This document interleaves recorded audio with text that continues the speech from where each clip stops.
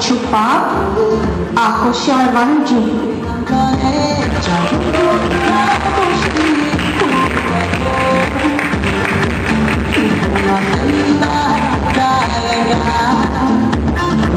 Dalším modelem je poloviční čupa, která má stejný střih jako tato a halenka v klasickém tibetském stylu.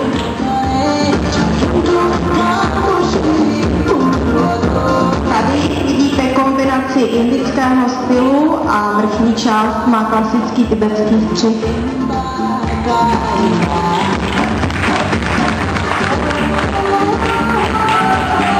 Další modelka předvádí poloviční čupu a krásnou tibetskou halenu s dekorem.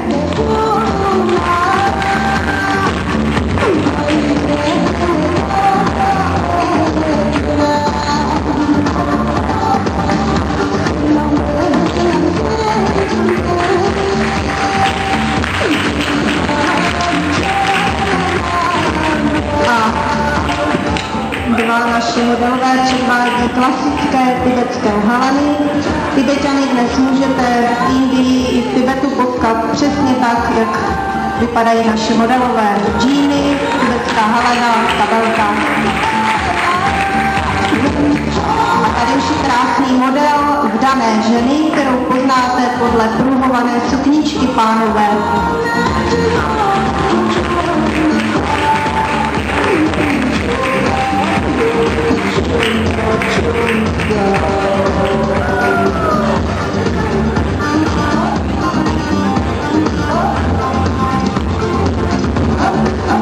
A na scénu přichází náš, já to mohu prozradit, smíšený česko-tibetský pár. Lenka je ve svých svatebních šatech.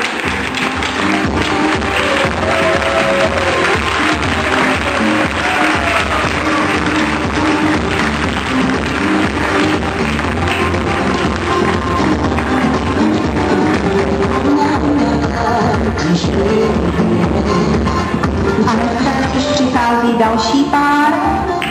Šaty, které jsou uspůsobeny spíše indickému podnebí, nejsou tak dekorovány a pak z teplé látky.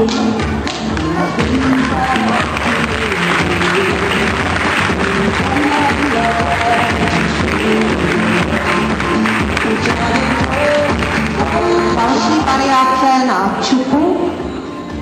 Jenom bych zmínila, že střih čupy v dolní části se v Tibetu téměř neliší, odlišné bývají ty vrchní části, ty střihy.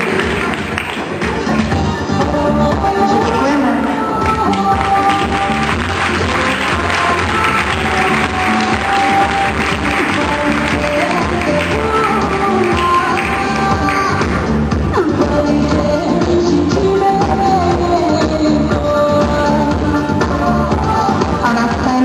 Dostává právě část tradičních oděvů z Tického údolí, které je na hranici s Tibetem, a klobouček je tedy z ladaku. Modelka má tento šál vázaný podle tradice, tak jak ho tam ženy nosí. Má krásné vytkávané pásy. Tady vidíte jeden, který je krásně zdobený, a také ladacký klobouček. Nezapomeňte se podívat na krásné ponožky, které jsou také tradiční ze Spity. Pokud by vás ponožky zaujaly, můžete si je také pořídit. A třetí modelka předvádí i tradiční spitský klobouček.